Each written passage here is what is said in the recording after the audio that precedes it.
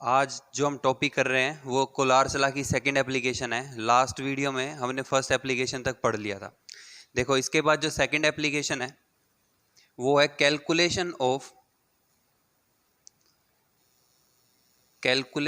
Of degree of dissociation.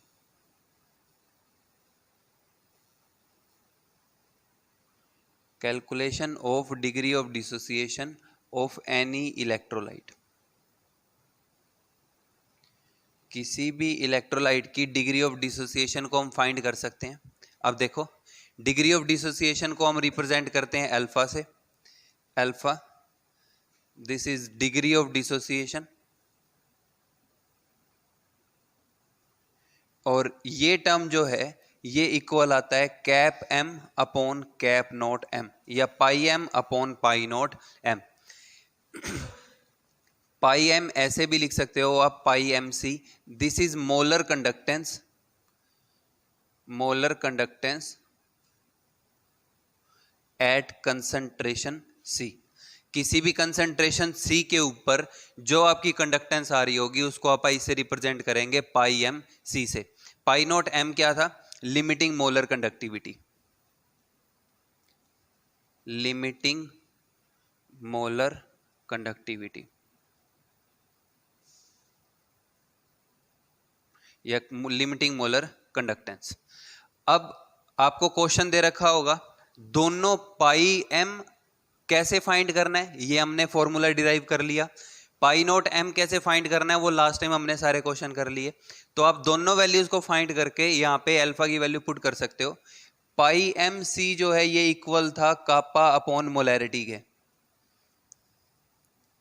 और इसको find करने का मेथड हमने पढ़ा था कि दो या तीन स्ट्रॉन्ग इलेक्ट्रोलाइट दे रखे होंगे, उनको यूज करके आप इसको फाइंड कर सकते हो।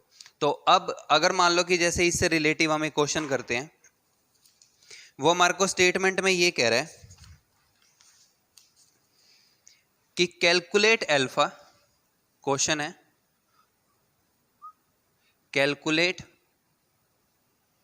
Alpha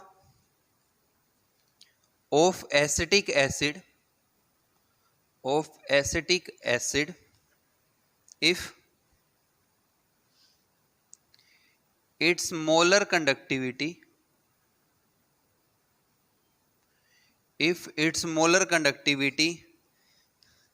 is 39.05 Simon centimetre square mole inverse. उसने हमारे को ये कहा है कि आप अल्फा फाइंड करो अगर इसकी मोलर कंडक्टिविटी की वैल्यू ये है, और आगे वो ये कह रहा है given that it is given that lambda note of H plus is 349.6 Simon centimetre square mole inverse. जो लैम्डा H प्लस का है वो ये है, और lambda note of acetate ion CH3COO negative ये बता रखा है उसने 40.9 Simon centimetre square mole inverse. तो अब वो हमारे को ये कह रहा है कि using given data find value of alpha. तो अब देखो उसने हमारे को ये कहा है कि इसकी मोलर कंडक्टिविटी की वैल्यू ये है।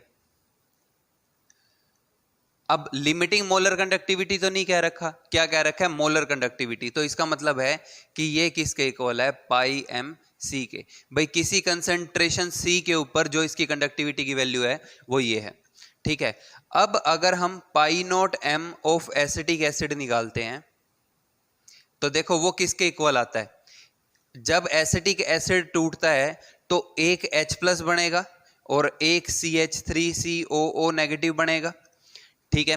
अब इस केस के अंदर ये किसके इक्वल आ रहा था? लैम्डा नोट ऑफ, देखो एक है ना आगे, तो 1 into lambda note of H plus plus 1 into lambda note of CH3COO negative.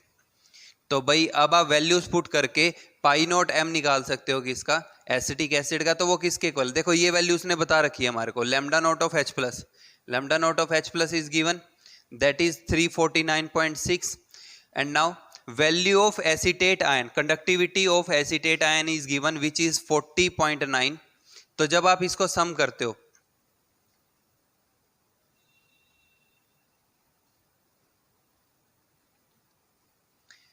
349.6 and 40.9, तो 510193, तो 390.5 यूनिट लिखोगे पीछे Simon centimetre square mole inverse. तो ये आपके पास वैल्यू आ जाएगी पाई नॉट एम की। पाई एम की वैल्यू आपको इस क्वेश्चन में गिवन है, अगर नहीं गिवन तो आप इस फॉर्मूले से फाइंड कर सकते हो। अब इसके बाद अल्फा किसके इक्वल है, pi M upon pi not M के।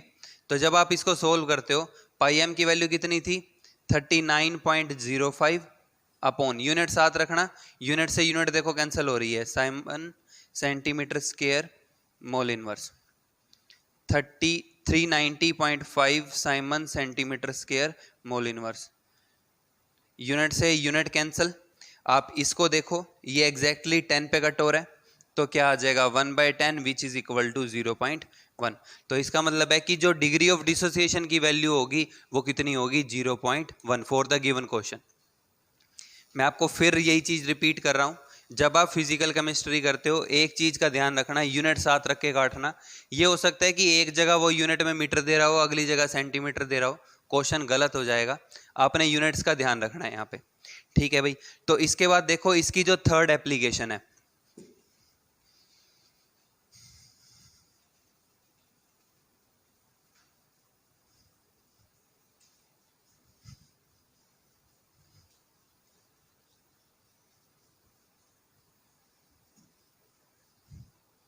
अब इसके बाद हमारे पास थर्ड एप्लीकेशन है इसकी, कैलकुलेशन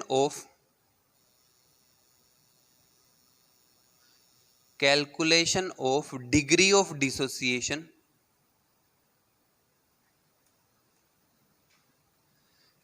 डिसोसिएशन कांस्टेंट फाइंड करते हैं, dissociation constant of weak electrolyte.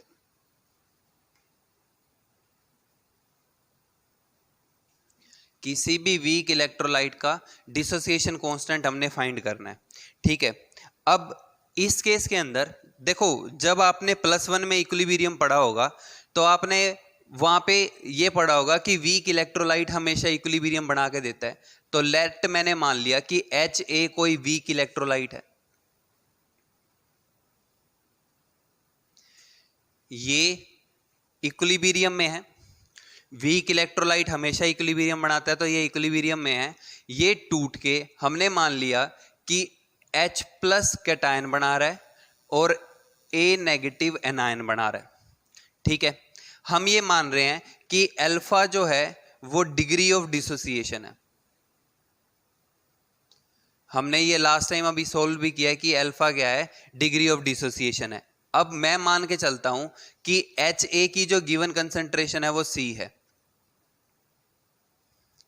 C मोल पर लीटर। H+ की कितनी होगी 0, इसकी कितनी होगी 0। इनिशियल लेके चल रहा हूं, जब कुछ भी नहीं टूटा तो उस टाइम पे मैंने मान लिया कि जो Ha की कंसंट्रेशन है वो C मोल पर लीटर है। तो अब इसके बाद एट इक्विलिब्रियम, जब इक्विलिब्रियम अटेन हो रहा है, लेट जब हमने ये मान लिया अल्फा इसकी डिग्री ऑफ डिसोसिएशन है, तो कंसंट्रेशन कैसे बचती थी C × 1 - अल्फा, ऐसे ही लिखते थे। अब देखो इसकी कंसंट्रेशन देखो कितनी डिक्रीज हो रही है, अगर इसको मल्टीप्लाई करते हो अंदर तो C - C अल्फा। इसकी कंसंट्रेशन कितनी डिक्रीज हो रही है C अल्फा। अब देखो रेशो क्या है 1:1, ये एक टूट रहा है तो ये एक बनेगा, तो इसका मतलब है इसकी कंसंट्रेशन कितनी इंक्रीज होनी चाहिए C अल्फा, इसकी भी कितनी होनी चाहिए C अल्फा। तो अब इक्विलिब्रियम कांस्टेंट के कैसे लिखते थे, concentration of product that is concentration of H+ into concentration of A- upon concentration of Ha, यही बनाते थे इक्विलिब्रियम कांस्टेंट। अब concentration of H+ at equilibrium कितनी है C अल्फा, A- भी कितना है C अल्फा, अपॉन इसकी कंसंट्रेशन कितनी बची हुई है C × 1 - अल्फा। तो C से C कैंसल, K इक्विलिब्रियम किसके इक्वल आ रहा था C अल्फा² अपॉन 1 - अल्फा। तो आप इक्विलिब्रियम कांस्टेंट की वैल्यू को फाइंड कर सकते हो अगर आपको अल्फा पता है, ठीक है, और आपको क्या पता है इनिशियल कंसंट्रेशन ऑफ C। तो आप ये फॉर्मूला ध्यान रख सकते हो। तो भाई K इक्विलिब्रियम जो है वो किसके इक्वल आता है, C alpha square upon 1 minus alpha के। तो अभी अल्फा कैसे फाइंड करना है, ये हमने लास्ट न्यूमेरिकल में करा था। C इनिशियल कंसंट्रेशन आपको गिवन होगी, आप वो वैल्यूज को रख के और यहाँ पे डिसोसिएशन कांस्टेंट की वैल्यू को फाइंड कर सकते हो। देखो इसके कॉरस्पॉन्डिंगली एक न्यूमेरिकल ट्राई करते हैं।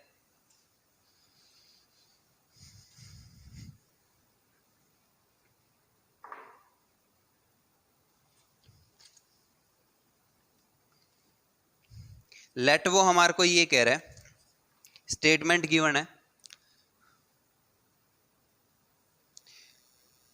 एट 291 केल्विन, वो कह रहा है 291 केल्विन पे pi not M of NH4Cl, pi not M of NaOH and pi not M of NaCl ये गिवन है। और वो कह रहा है कि ये जो वैल्यूज हैं वो 129.8, 217.4, 108.9, पीछे यूनिट कह रहा है Simon centimetre square mole inverse, Simon centimetre square mole inverse, Simon centimetre square mole inverse. अब वो कह रहा है इफ मोलर कंडक्टिविटी ऑफ, इसके बाद स्टेटमेंट में हमारे को गिवन है, वो कह रहा है इफ मोलर कंडक्टिविटी ऑफ सेंटीनॉर्मल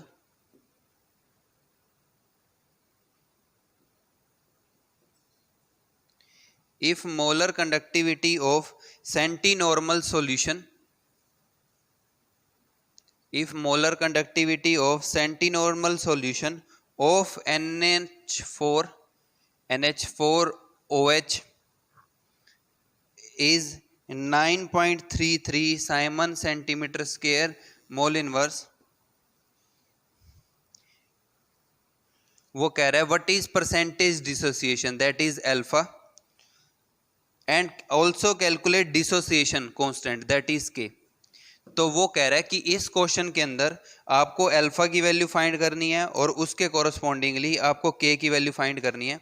तो अब देखो सबसे पहले आपको क्या करना पड़ेगा, यहाँ पे डिसोसिएशन, डिग्री ऑफ डिसोसिएशन निकालना पड़ेगा, ठीक है।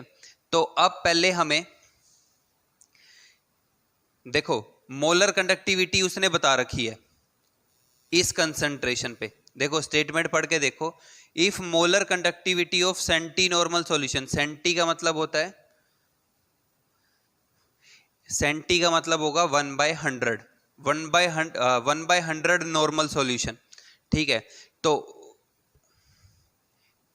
1/100 नॉर्मल सॉल्यूशन, 1/100 का मतलब है 0.01 नॉर्मल, ठीक है। अगर सेंटी की जगह डेसी कह दे तो डेसी का मतलब होता है 1/10 नॉर्मल सॉल्यूशन, यहां सेंटी कह रखा है तो मतलब 0.01 नॉर्मल सॉल्यूशन। तो अब उसने किसी कंसंट्रेशन पे हमारे को कंडक्टेंस बता रखी है, तो दैट मींस कि पाई एम सी की वैल्यू कितनी है, 9.33 Simon centimetre square mole inverse. तो पाई एम सी तो अपने पास है, अब अपने को पाई नॉट एम निकालना है। अब देखो क्वेश्चन किस पे रिवॉल्व कर रहा है, वो NH4OH पे। तो आप NH4OH के लिए पहले पाई नॉट एम की वैल्यू को फाइंड करोगे। तो देखो जब NH4Cl टूटेगा तो ये क्या बना के देगा, ये हमारे को बना के दे रहा होगा एक NH4 प्लस और साथ में क्या बन रहा होगा, एक Cl नेगेटिव। भाई अगर मैं ये लिखूं पाई नॉट एम ऑफ NH4Cl जो है वो किसके इक्वल होगा, 1 into lambda not of NH4 plus 1 into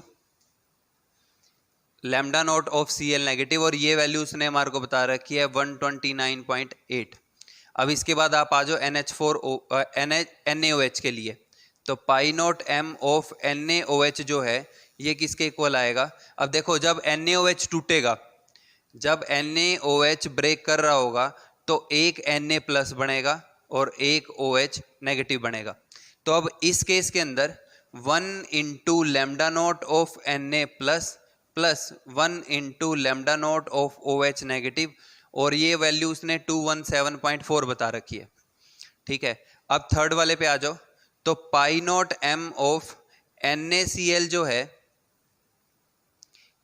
ये जब NaCl टूट रहा होगा तो एक Na प्लस बनेगा, एक Cl नेगेटिव बनेगा। तो 1 into lambda not of Na plus plus 1 into lambda not of Cl negative, और ये वैल्यू उसने हमारे को 108.9 बता रखी है। अब देखो हमें चाहिए क्या, NH4OH। हमें फाइंड करना है पाई नॉट एम ऑफ NH4OH जो इक्वल होगा, अब ये जब टूटेगा तो एक NH4 प्लस, तो 1 into lambda not of NH4 plus plus 1 into lambda not of OH negative. ये रिक्वायर्ड है भाई।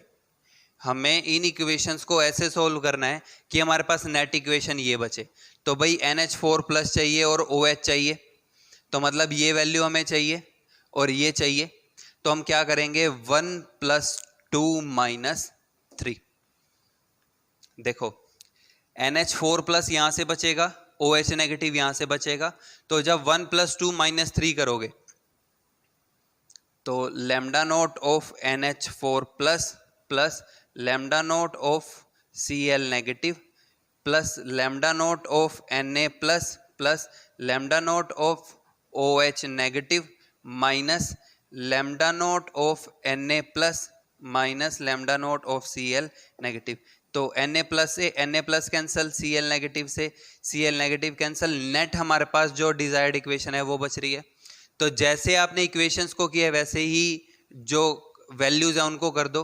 तो 1 प्लस 2 करोगे जब, तो 129.8 217.4, तो 2 सम कर दो इनको पहले, 1714, ये अपने पास वैल्यू आ रही है 347.2, माइनस 3 करना अपन है तो माइनस 108.9, तो 3832।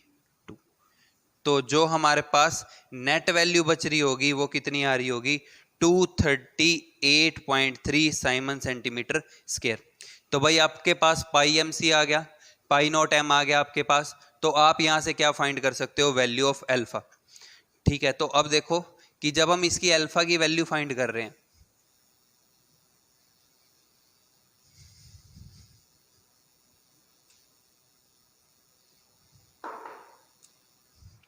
तो value of alpha is equal to pi M C upon pi not M. ये वैल्यू उसने 9.33 बता रखी है, अपॉन पाई नॉट एम की वैल्यू अपने पास अभी आई थी 238.3।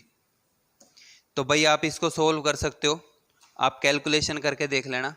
ये जो कैलकुलेशन है ये 0.0392 के अप्रोक्सीमेटली आ रही होगी। तो ये आपके पास यहां से अल्फा की वैल्यू आ रही है आपके पास। ठीक है, अगर वो परसेंटेज डिसोसिएशन पूछ रहा है तो इनटू 100 कर दो, तो ये आ जाएगा 3.92%। मल्टीप्लाई बाय 100 करोगे तो यही आएगा। अल्फा फाइंड हो गया। अब क्या निकालना था अपने यहाँ पे, इसका K। तो जब NH4OH टूटता है तो एक NH4 प्लस बनता है, एक OH नेगेटिव बनता है। ठीक है, तो अगर इसकी कंसेंट्रेशन C है तो पहले ये इनिशियली 0, ये 0, यहाँ पे C की वैल्यू उसने देखो सेंटी नॉर्मल क्या रखा है, ये मैंने आपको पहले बता दिया था। सेंटी नॉर्मल का मतलब 0.01 नॉर्मल होता है।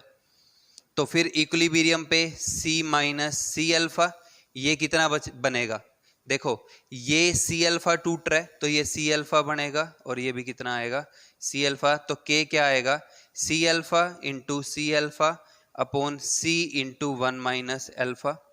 तो C alpha square upon 1 minus alpha. अब आपके पास C की वैल्यू है 0.01, अल्फा की वैल्यू आपके पास 0.0392 है। आप वैल्यूज को रख सकते हो यहाँ पे, वैल्यू को रख के आप कैलकुलेशन करके देख लेना। ठीक है, after calculations you will get your answer of K which is 1.599 into 10 की पावर -5। आप कैलकुलेशंस करके देख लेना भाई इसके लिए। ठीक है, तो ये इसकी भाई अपनी एप्लीकेशन है थर्ड। अब देखो इसके बाद नेक्स्ट एप्लीकेशन है इसकी, calculation of solubility product.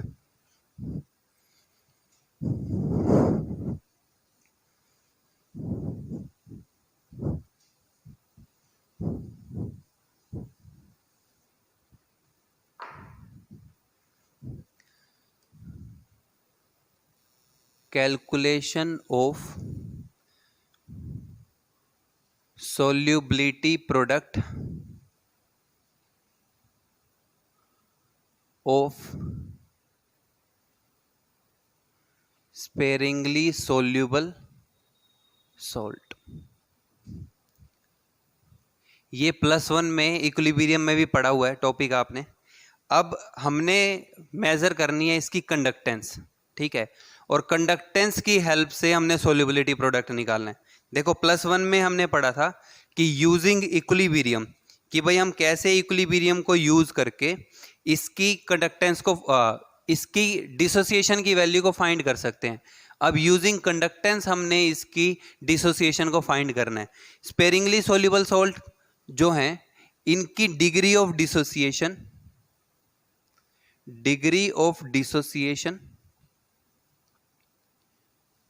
Very very very less than 1 होती है। मतलब हम स्पेरिंगली सोल्यूबल सॉल्ट उसको कहते हैं जिसकी डिसोसिएशन बहुत ज़्यादा कम हो, ठीक है। तो अब इस केस के अंदर देखो हमने जो मोलर कंडक्टेंस निकालने का फॉर्मूला लिखा है वो है कापा अपॉन मोलैरिटी, ठीक है। अब इस केस के अंदर अगर मैं आपको ये कहूं कि इसकी जो सोल्यूबिलिटी की वैल्यू है वो बहुत ज़्यादा कम है, ठीक है, तो मोलैरिटी को हम यहां रिप्लेस करते हैं सोल्यूबिलिटी से, ठीक है। तो सोल्यूबिलिटी जो है वो इक्वल आएगी कापा अपॉन पाई एम के, हमने चेंज कर दिया। अब देखो at any dilution, next point ये है, at any dilution alpha value of sparingly soluble salt, at any dilution alpha value of sparingly soluble salt is very very less. आप कितनी ही डाइल्यूशन कर लो, स्पेरिंगली सोल्यूबल सॉल्ट की dissociation के ऊपर कोई फर्क नहीं पड़ता। तो इसका मतलब क्या है कि एट एनी कंसंट्रेशन, किसी भी कंसंट्रेशन के ऊपर जो इसकी मोलर कंडक्टेंस है वो किसके बराबर होनी चाहिए, पाई नॉट एम के। आप सोच के देखो जब वो और टूट ही नहीं रहा तो कितनी ही डाइल्यूशन कर लो, मतलब किसी भी कंसंट्रेशन पे जो डिग्री ऑफ डिसोसिएशन है वो कम है। इसका मतलब है कि concentration of ion is almost approaching to zero. अगर मैं लिमिट की बात करूं, कंसंट्रेशन ऑफ आयन किसके, स्पेरिंगली सोल्यूबल सॉल्ट के,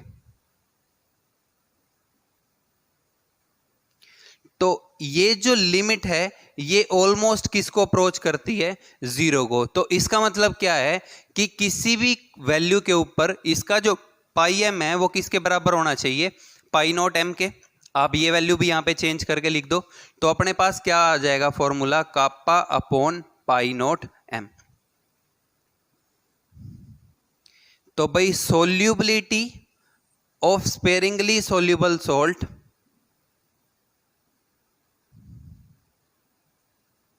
आप यूजिंग दैट फॉर्मूला फाइंड कर सकते हो, ठीक है। अब इसमें ना दो तरीके से क्वेश्चन आ सकता है। अब कई बार क्या करता है वो कि कंडक्टेंस, अब एक मैं आपको एक एग्जांपल दे रहा हूं, देखो मान लो कि हमने सॉल्ट लिया हुआ है AgCl, ठीक है, इसको हमने वाटर के अंदर डिसोल्व करा दिया, AgCl इन वाटर। तो हम लिखते हैं कि ये टूट के क्या बना रहा है, सिल्वर प्लस आयन बना रहा है और साथ में क्या बन रहा है, Cl नेगेटिव एक्वस बन रहा है, ठीक है। अब ये आयन तो बन ही रहे हैं, साथ में क्या बन रहा होगा, some H plus ion and some OH negative ion from water.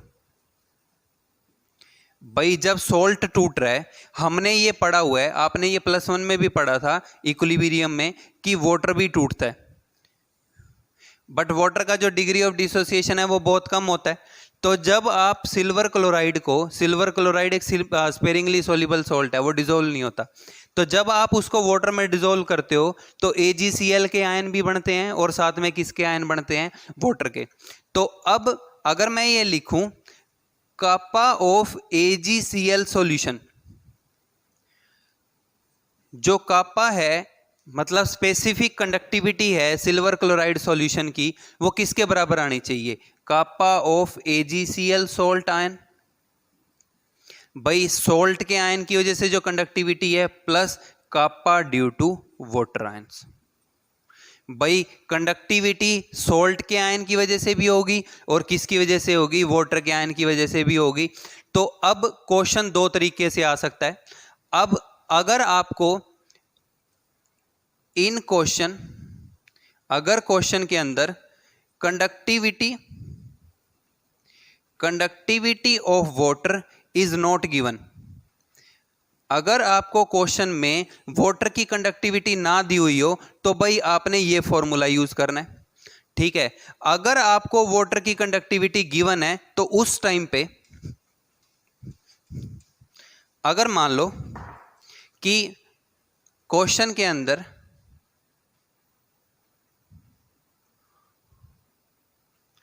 Conductivity of water is given, अगर वो वाटर की कंडक्टिविटी को आपको बता देता है तो इस केस के अंदर फिर आपको क्या करना पड़ेगा, अगर आपको सोल्यूबिलिटी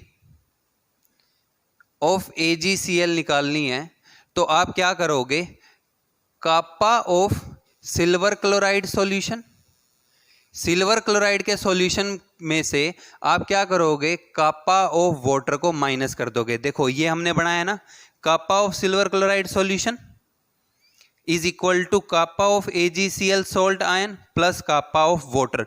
तो अगर आप इस कापा की वैल्यू को यहां ले जाके माइनस कर देते हो तो आपके पास बचेगा क्या, स्पेसिफिक कंडक्टिविटी ऑफ AgCl, और हमें वही निकालना है, ठीक है। तो अगर क्वेश्चन जो है, जैसे IIT PMT वाले बच्चे हैं तो उनके लिए ये चीज आपने ध्यान रखनी बहुत जरूरी है कि क्वेश्चन किस तरीके से दे रखा है, ठीक है। तो अब इस केस के अंदर तो सोल्यूबिलिटी ऑफ AgCl सॉल्ट निकालने के लिए इसको यहां ले जाके माइनस करोगे तो ये ऊपर बनेगा, अपॉन क्या आ जाएगा आपके पास, pi not m of AgCl solution, ठीक है। तो सोल्यूबिलिटी प्रोडक्ट जो है वो आप यहां से फाइंड कर सकते हो। मैं आपको दोनों क्वेश्चन बताता हूं आपको अटेम्प्ट कैसे करने हैं दोनों फॉर्मूले से। पहले ये वाला ट्राई करते हैं, अगर क्वेश्चन में वाटर की कंडक्टेंस ना बता रखी हो। देखो क्वेश्चन गिवन है, द कंडक्टिविटी ऑफ, वो हमारे को ये कह रहा है, कंडक्टिविटी का मतलब kappa, the conductivity of a saturated solution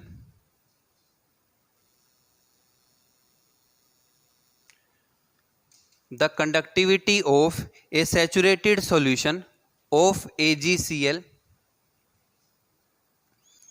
at 288 Kelvin is found to be 1.382 into 10 की power -6 Simon centimetre inverse. Find its solubility, वो कह रहा है आप इसकी सोल्यूबिलिटी फाइंड करो। Given that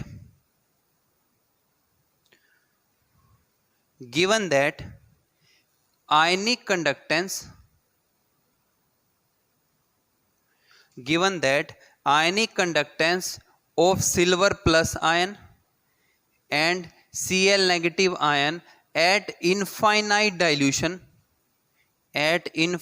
dilution are 61.9 Simon centimetre square mole inverse and 76.3 Simon centimetre square mole inverse. भाई उसने हमारे को ये क्वेश्चन कह रखा है, क्वेश्चन की स्टेटमेंट को देखो, कंडक्टिविटी ऑफ, कंडक्टिविटी का मतलब क्या होता है, कापा, तो इसका मतलब है कि ये वैल्यू तो उसने हमारे को किसकी बता रखी है, कापा की, तो ये तो अपने पास कापा की वैल्यू आ गई। अब देखो उसने क्वेश्चन के अंदर कहीं पे भी कंडक्टिविटी ऑफ वाटर नहीं बताया, तो इसका मतलब है कि जो हमने पहले वाला फॉर्मूला लिखा था वो यूज होगा, विदाउट वाटर वाला वो। अब वो कह रहा है फाइंड इट्स सोल्यूबिलिटी, आपको क्या फाइंड करनी है, इसकी सोल्यूबिलिटी। ठीक है, तो given that ionic conductance of AgCl and Cl negative ions at infinite dilution are given, तो मतलब आप यहां से क्या निकाल सकते हो, pi not m of AgCl। तो देखो जब AgCl टूटता है तो एक सिल्वर आयन बनता है और साथ में एक Cl नेगेटिव आयन बनता है, ये किसके इक्वल होगा, 1 into lambda note of silver plus ion plus 1 into lambda note of Cl negative ion. आप वैल्यूज को रख दो तो 1 into lambda note of silver plus ion, ionic conductivity of silver plus ion कितनी है 61.95 प्लस Cl नेगेटिव की कितनी है 76.3। तो भाई इसको सोल्व कर दो, ऐड कर दो दोनों को, 61.95 76.30, तो दैट इज 5 2 8 13, तो this comes out to be 138.25 siemens centimetre square mole inverse.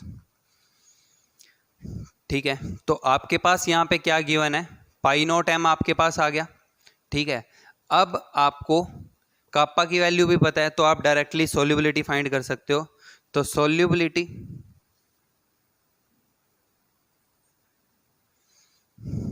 अब देखो आपको कापा की वैल्यू कितनी बता रखी है उसने, 1.382 इंटू 10 की पावर -6 अपॉन 138.25 यूनिट साथ रखो, तो वहाँ पे साइमन सेंटीमीटर इनवर्स है, यहाँ Simon centimetre square mole inverse है। साइमन से साइमन कैंसिल हो जाएगा, मोल ऊपर चला जाएगा, सेंटीमीटर नीचे आ जाएगा।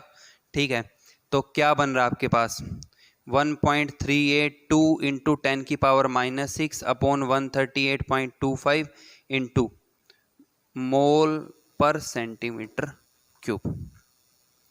ठीक है, मोल पर सेंटीमीटर क्यूब। अब आप इसको सोल्व कर सकते हो भाई, तो देखो सोल्व करने के बाद सोल्यूबिलिटी जो है, सोल्यूबिलिटी हम फाइंड करते थे कि अमाउंट जो है वो पर लीटर में, तो अब इसको लीटर में कन्वर्ट करने के लिए आप फॉर्मूले में डायरेक्टली यहाँ पे 1000 इंक्लूड कर सकते हो। ठीक है, देखो यहाँ पे क्या है कि जो यूनिट है वो सेंटीमीटर क्यूब है, तो आपको इसको किस में कन्वर्ट करना है, लीटर में। मोल पर लीटर निकालेंगे ना, तो मोल पर लीटर, क्योंकि हम क्या कर रहे हैं, मोलैरिटी को सोल्यूबिलिटी लिख रहे हैं। मोलैरिटी का मतलब क्या होता है, मोल पर लीटर।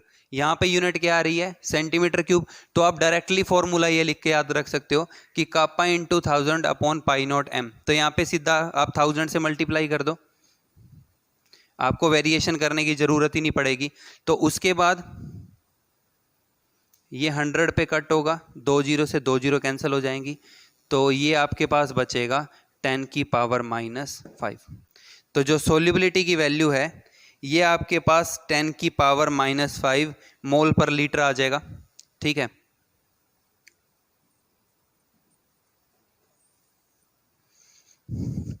अब ये आपके पास क्या आ रही है, मोलैरिटी। अब आप वापिस से ये देखो, देखो सोल्यूबिलिटी का मतलब क्या था, amount of solute in gram, amount of solute in gram dissolved पर लीटर। भाई कितना अमाउंट सोल्यूट का डिजोल्व हो रहा है पर litre of solution, 1 litre solution के अंदर। तो अब आपको यूनिट का ध्यान रखना है कि आंसर, मैं अभी आपको पहले भी यही कह रहा था, जब आप क्वेश्चन सोल्व कर रहे हो तो आपको क्वेश्चन सोल्व करते हुए यूनिट का ध्यान रखना है, आंसर ग्राम पर लीटर में पूछ रखा है या आंसर मोल पर लीटर में पूछ रखा है। जर्नली सोल्यूबिलिटी को वो ग्राम पर लीटर में पूछता है। तो अब अगर आपको मोल को ग्राम में कन्वर्ट करना है तो 1 mole is equal to gram molecular mass. ये आप मोल कंसेप्ट में पहले भी पढ़ चुके हो, ठीक है। तो अब इस केस के अंदर अगर मोल को मोल की जगह पे ग्राम लिख दो तो 1 मोल इसके कितने ग्राम के बराबर होंगे? देखो AgCl का जब हम मास निकालते हैं तो सिल्वर का जो मास है वो तो होता है 108 ग्राम, प्लस क्लोरीन का आता है 35.5, तो ये आ गया 143.5 ग्राम।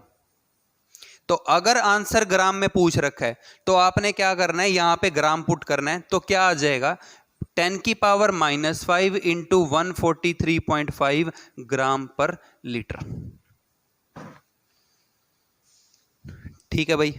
अब ये पूरा डिपेंड करता है क्वेश्चन कि उसने आंसर किस में पूछा हुआ है, यूनिट में। अगर आंसर ग्राम पर लीटर में पूछा हुआ है तो आप ये लिख सकते हो, ठीक है। मैं ये बार बार फॉर्मूले नहीं बना सकते हम इसके, ये चीज को आपको इसी में ही ध्यान रखना पड़ेगा कि ये ऐसे ही होगा, ठीक है। अब इसके बाद देखो, अगर आपको क्वेश्चन में कंडक्टिविटी ऑफ वाटर बता रखी है, अब एक क्वेश्चन वो ट्राई करते हैं।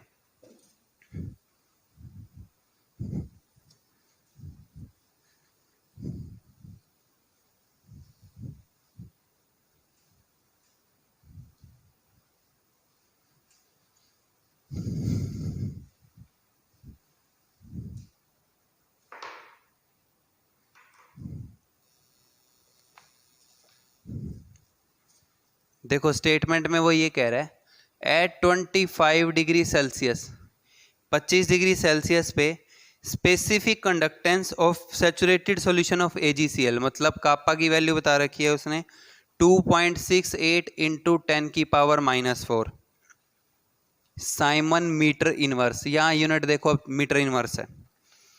एंड दैट ऑफ वाटर, तो ये तो है AgCl सॉल्यूशन। ऐसे ही उसने कापा ऑफ वाटर बता रखा है, वो है 0.86 इंटू 10⁻⁻4 साइमन मीटर इनवर्स। उसके बाद वो हमारे को ये कह रहा है if molar conductance eight infinite dilution, if molar conductance at infinite dilution of silver nitrate, AgNO3, HCl and HNO3 are 133 into 10⁻⁻4 Simon meter square mole inverse, 426 into 10⁻⁻4 and 421 into 10⁻⁻4 Simon meter square mole inverse respectively. Calculate solubility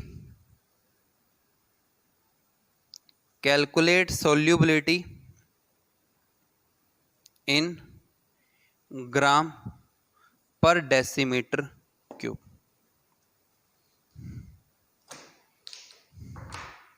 तो भाई आप सबसे पहले अब क्या करोगे, in terms को use करके,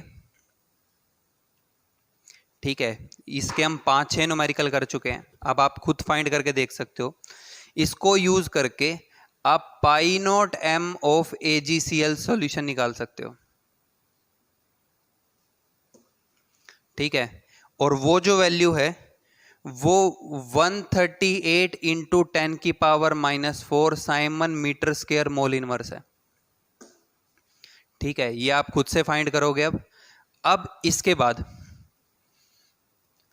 फिर वो हमारे को ये कह रहा है कि कापा ऑफ AgCl सॉल्यूशन ये है, देखो यहां पे कापा ऑफ वाटर बता रखा है, ठीक है। तो अब अगर आपने सोल्यूबिलिटी निकालनी है तो वो kappa of AgCl solution minus kappa of water upon pi not M of AgCl, ये बनेगा फॉर्मूला।